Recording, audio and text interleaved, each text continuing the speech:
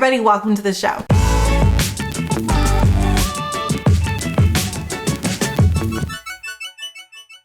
Hello everyone, welcome back to Raising A to Z, this inspirational and informational YouTube channel all about homeschooling. My name is Amanda. I am a certified teacher turned homeschool mom. I'm talking curriculum choices today. Last week I talked about what we're doing for Zoe, who will be going into senior kindergarten come September.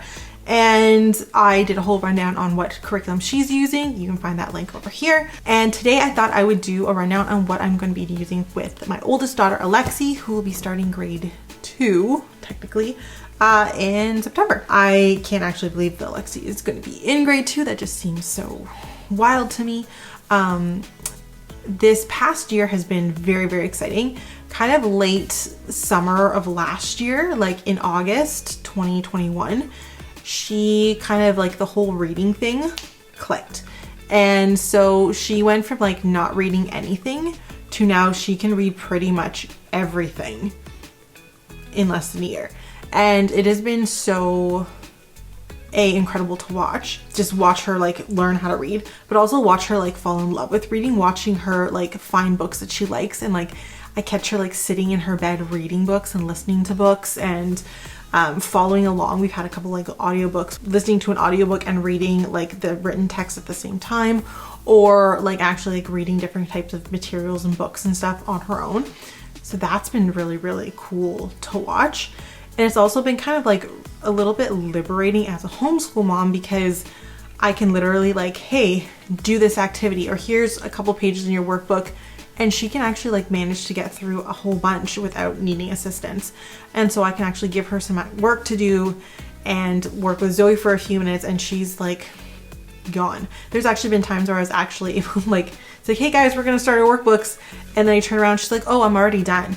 And she's done the next like 2 or 3 pages in her grammar and spelling book because she can read the words now. Or she's done the next math activity. And you're like, oh, all right, then like, moving on, I guess. So that has been really, really exciting for us. I'm looking forward to just seeing where that takes us, and also like what we can do with that. So I'm looking forward to doing a lot more creative writing with her this year. And I'm looking forward to again getting into like some really cool topics with her.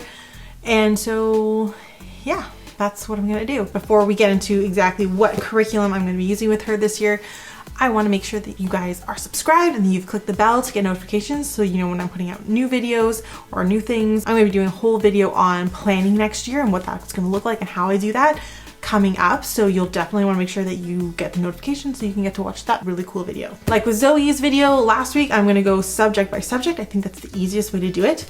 And because Alexie is a little bit older, she has a little bit more curriculum. So I'm going to try to get through this pile here. So this is everything that I'm hoping to do with Alexie over the next 12 months. So this past year, Alexie finished Math for Living Education level 2, which is technically a grade 2 curriculum. And so she has been doing that for a couple of years now. So she's going to be moving on to Math for Living Education level 3. We've been using Math for Living Education for a couple of years now. It is probably one of the first programs that we've purchased and that we really have enjoyed. Things I like about it, I do like that it tends to be, it's not overwhelming.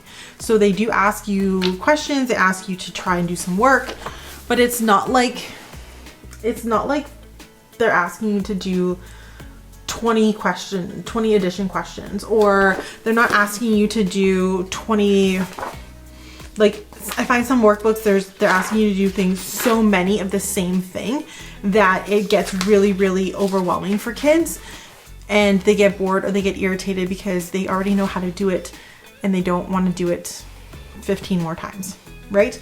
I find it has a nice balance of having different activities, having interesting activities, and not being so overwhelming. I originally bought this because I liked the story that came with it, and I like that it was a story-based program.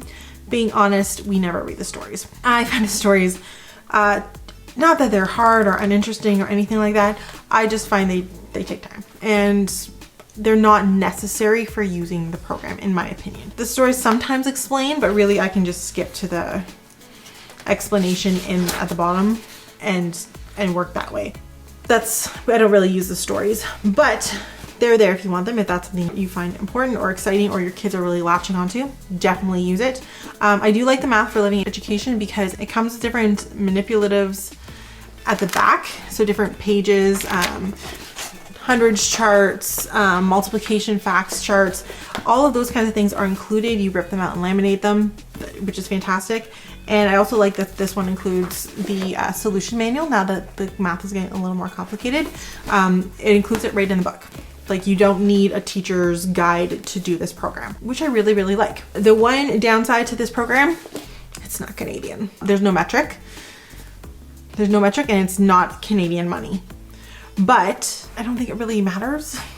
Especially kind of when you're getting into this grade 3 level, they're not identifying coins and like dollars and stuff, dollar bills and that kind of thing. So I don't think it's gonna be as big of an issue as it was last time, because in the grade 2 book, that was something we struggled with. They're showing us coins and it's not the same coins that we would be using in Canada, and Alexie was very confused. So we ended up kind of like skipping over a lot of that, or I tell her what the value of the coins were. I'm like, oh, that's a dime, that's a quarter, that's a nickel, to help her out. And then I got a small like free unit off Teachers Pay Teachers. Is it free, or like $1 unit or whatever off of Teachers Pay Teachers? And we supplemented that, the money unit, because that was something it was too confusing. But because now we're getting into like adding money, like directly like written, rather than identifying the coins when it comes to grade 3, it's not going to be such a big deal. And when it comes to like measurement, again, that's not a huge thing to supplement. It's not a big thing for us. So and like as Canadians, we do use some of those measurements anyway. So like we do measure people in feet and in inches. We do measure things, like I said, in inches, in cups, in quarts and stuff like that. So it's not like it's useless information, and it's a very quick, like, find a couple pages, supplement that if I feel it's necessary.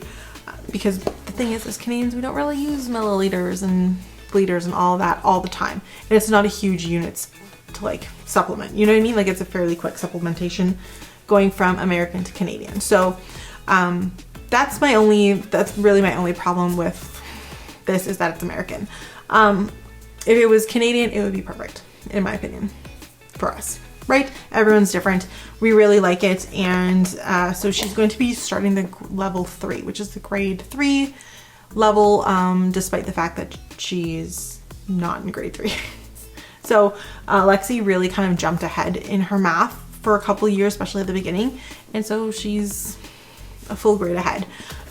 So again, we're gonna use this. We're gonna see where it takes us, and we have really been enjoying it, so we're gonna keep using it. On to language arts. When Alexie was senior kindergarten, I was struggling with finding a good program for her that was a senior kindergarten program. I found there was a lot of like junior kindergarten program stuff, or like a basic kindergarten where it was basically, here are your letters.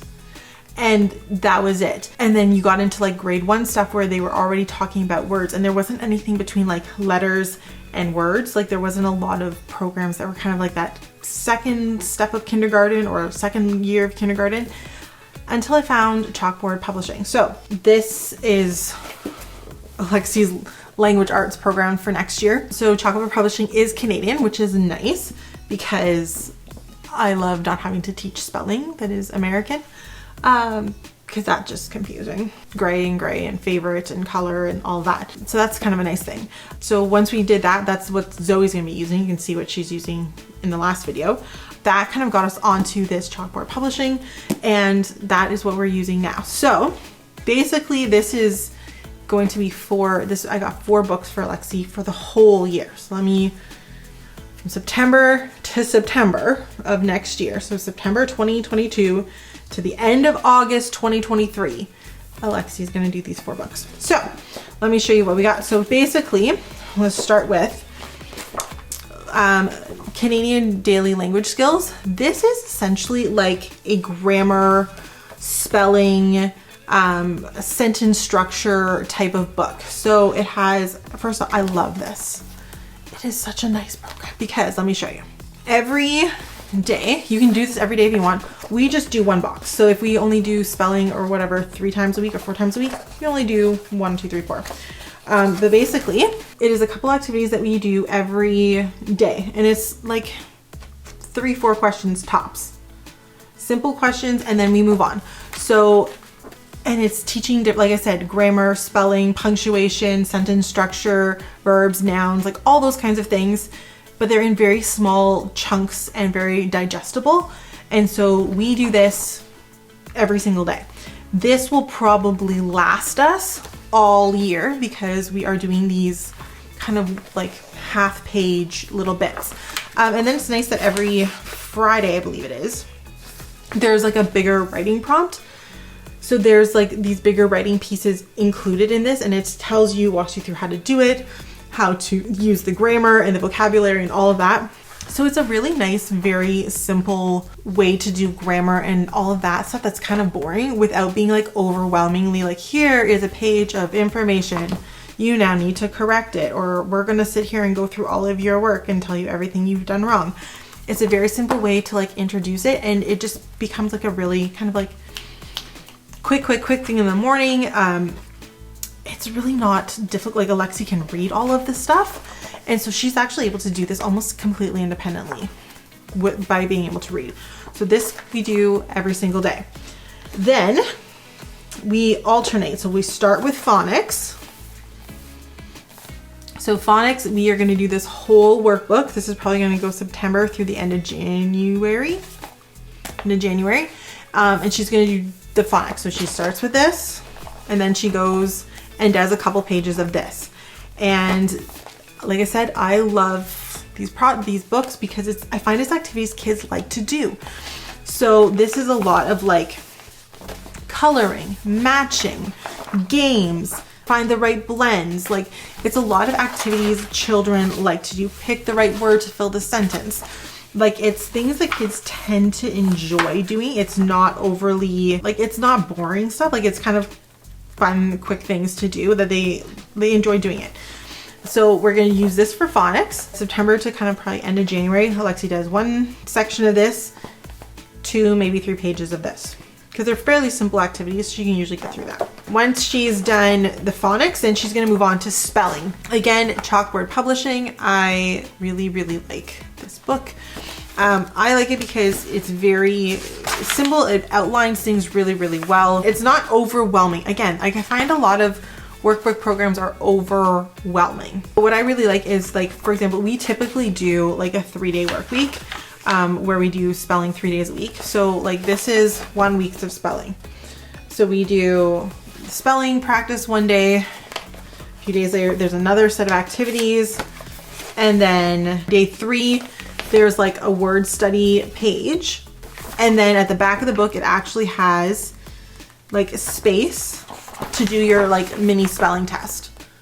So that is kind of like, it's an all-in-one, like you have your spelling practice pages, 3 pages of that, and then a spelling test. So that kind of takes our like 3 days of spelling practice, and then the practice test is it doesn't take long, right? It takes like 10 minutes to do a spelling test.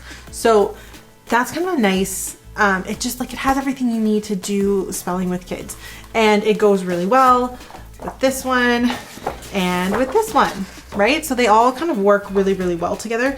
And the other thing I love about them is they're not overly expensive. They're $15 each, give or take. Yeah, they're all 14. Sorry, what's this one? Daily Language Skills is $16. These ones are $14. But they're not like overly expensive. And this does my whole year, right? Other than like we'll do reading together and read different books and chapter books and things like that. But in terms of like my written spelling work, so this is gonna hopefully get me all the way to the end of June. And then because we like to do things over the summer, I got this as kind of like a fun, something that she can do over kind of the summer, or if she finishes those kind of early, she can work on cursive. I am not a crazy cursive person. Like I know there are people who are like, we need to learn cursive. Kids need to know how to do cursive. If they don't, it's going to become a secret language. Blah, cursive. I'm like, I really don't care. I think there's so many things that are typed now. So many documents that have been typed out that it's not necessary. Our entire communication has shifted from written, handwritten to electronic or typed. It's a shift, just like people shifted from hieroglyphics to letters. We are shifting from written words to electronic words. And so I'm not like a crazy cursive person. I would like her to be able to write in cursive and read cursive to a certain extent. But like, I'm not like, you must know this, right? It's not a need to know. If you want to be able to do it, you can. But I just think she's going to like it. Alexie is very much, she loves to write and she loves to draw, and she's already doing like bubble letters and loopy letters and all that kind of thing. So she's going to love cursive writing.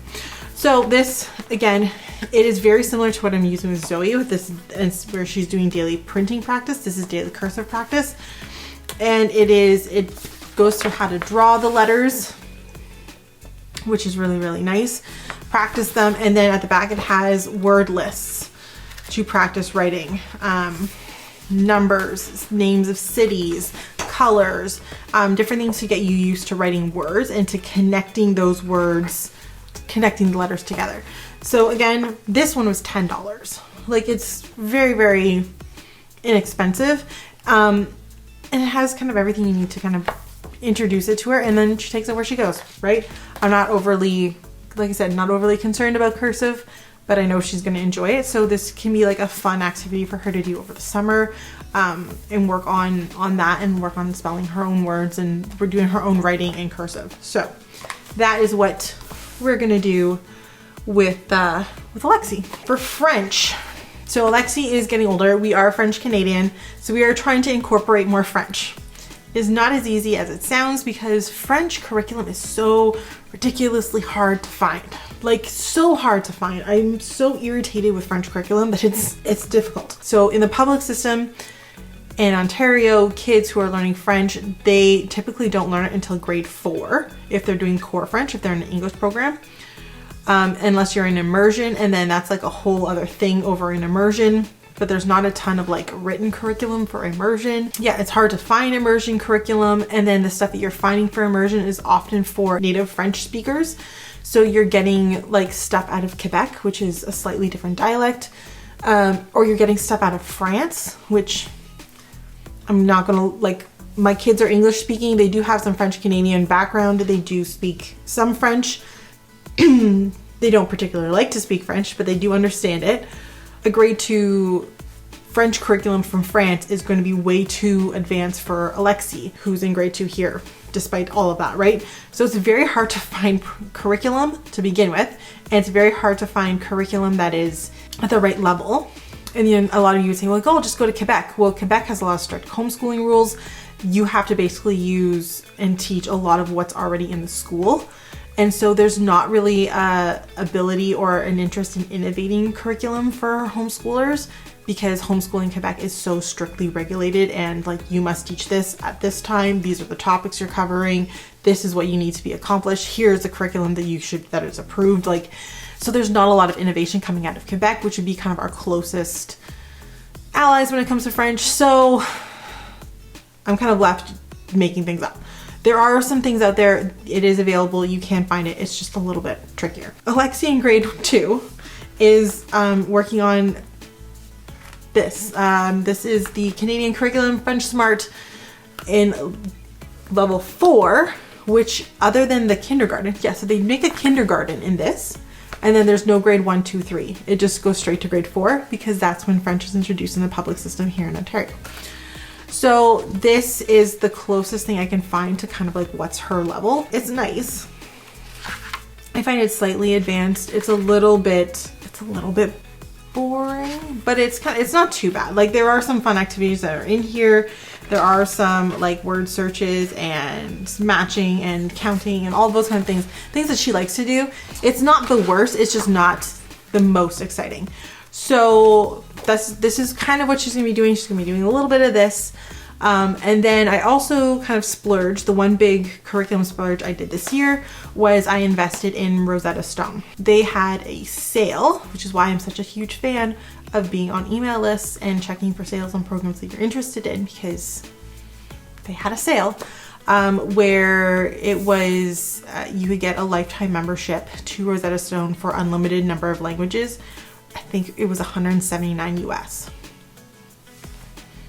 So for about 200 Canadian, I was able to get a language program that Alexie will be able to use, and then I'll just reset it and Zoe will use it. So if they want to learn French, which obviously is available, they can do that. But if they want to learn Mandarin or German or Italian or Spanish, like those are also included, and they can just kind of learn as many languages as they want, speaking wise. So that's what we're doing with them.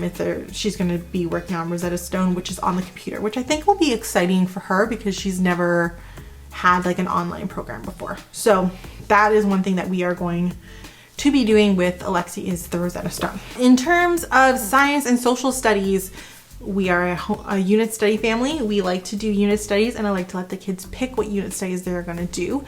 And I said this in my last video, I like to give them notice that I'm going to be asking them. I asked them like in April-ish, even end of March, what are you thinking about learning for next year? What would you like to learn about next year? And I let them stew for a little bit. And then I let them come back, and like 2 weeks later, I ask them again. And usually the first time you get ridiculous answers. The second time you get really, really good answers. And so I asked them what they wanted to learn, and Alexie came up with a couple ideas of what she wants to learn. And so her unit study topics that she picked plants, she picked electricity and electronics, nocturnal animals, and ancient Egypt. So she really wanted to learn about those things. Those are kind of the units that we're going to study. In terms of what kind of curriculum we're going to use for them, I this year decided to kind of take a few things off of my plate and do some things purchase, some things not. So typically in the past, I have built all of my unit studies using the unit study builder worksheet that I have and that I've created. That is down below if you want it. I am going to continue using that for units that I can't find unit studies for. So for example, there are tons of ancient Egypt unit studies out there that are fantastic. Plants, awesome, lots of those.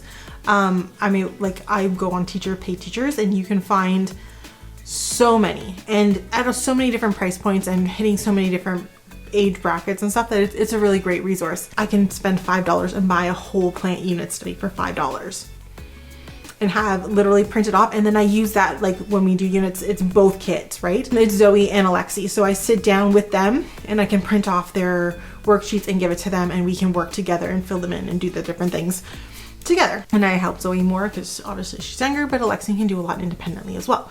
And so I have gone through and purchased a couple unit studies that I'm going to use. But for some things they're not really out there, or what is out there is just not at a level that's like Alexie can understand, or that like Zoe can understand, or they're just not popular topics, right? So for those unit studies, I will pick something, I will build those myself and pick resources and topics and activities that I can either adjust down to their level or that is actually at their level. And so for that, I'm going to use the unit study planner that I have, which is really exciting. Actually, you can find the link down below. I also included it this year in the Essential Homeschool Planner, which is available. And I am so excited because it is here. You guys asked so many times, I had so many people ask me if I would ever include that in there, or if that's something that they're just gonna have to print off on their own. And I literally had so many requests, I just had to put it in. So it is in there. If you buy the Essential Homeschool Planner, you get like a whole section on just planning unit studies. And I still do use the unit studies even when I'm buying them, because there's sections for things that are not included in units. So I put like books, I put recipes, I put other activities, or even like shows and documentaries. Like I put all of that in the unit study planner. But when it comes to like the sitting down, trying to find a worksheet or something like that, I did pick up a couple of those for the year to just kind of make my life a little bit easier. Between Alexie and Zoe, they picked, I think, like 6 unit studies, and then I started making suggestions off of that. So outside of what they suggested, Alexie and Zoe, I suggested that we do some more art-based or artistically based unit studies this year. So we're gonna do a whole month on artists, which I think is gonna be a lot of fun, something I had to build because there's not really a lot of units on that. And we're also gonna do a whole month on like fashion. Alexie did ask for fashion. So we're gonna do a whole month on like fashion and like the names of different types of clothing, how to sew some simple clothing, reading patterns, history of fashion. Like we're gonna do a whole bunch of fashion stuff. So I think that's gonna be really, really exciting, and I think she's gonna have a lot of fun with that. And then the last unit that we picked, I'm gonna do a whole unit on Canada. And so I did find a unit study on Teachers Pay Teachers. I also picked up Canada, My Country by Donna Ward. This is a workbook essentially, but it does have some teaching in it as well. So it's kind of a nice kind of pick it up and go type of program. It is suitable for ages 6 through 9, and it talks about like symbols, maps, an introductory to government, freedoms and rights, the charter, those kinds of certain like famous people. So we're gonna start this. I don't know if we'll do all of this, but we're gonna start using this resource as well. So I'm kind of excited about that. This, I will say, is very expensive for what it is. So I thought it was going to be something different. I thought that it was going to be more of a like textbook type of material rather than a workbook. That's the way the description read to me. So yeah, we'll see how this goes. This is a surprise to me a little bit.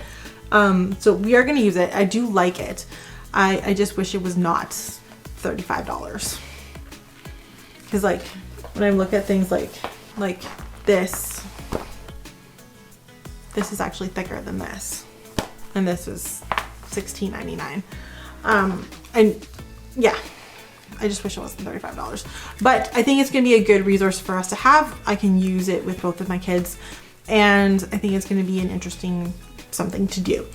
It does hit a lot of, like I said, it's kind of like that blend between a workbook and a textbook, so that's probably why it has a higher price point. But I do wish it was thicker and it had more in it for the price, but I'm cheap. So it does, like it looks fantastic. Like so many activities, so many things in here. I said I wish it was a bit thicker, but that's what we're gonna be doing. So that's my plan, and that's all the curriculum that we're going to be using with Alexie in grade 2. I don't think it's overwhelming. I do know a lot of people who have a lot more curriculum, but I think that's going to be pretty good for a full 12 months. I think that's pretty reasonable. And like I said, there's going to be a lot of unit studies. We're going to be doing lots of hands-on stuff, and I think it's just going to be a really cool year. Next week on Raising A to Z, I'm going to do a whole section on actually planning out what my year is going to look like based off of my curriculum, based off of our unit studies. How do I plan that? What's that look like? You can see all that next week. So you want to make sure that you subscribe and you get the notifications. And if you want to see how we are wrapping up this year, how we're going to be using this curriculum, how our summer's going, you definitely want to make sure that you're following us on Facebook, Instagram, and TikTok. So until next time, thank you for watching, and I'll see you later. Bye.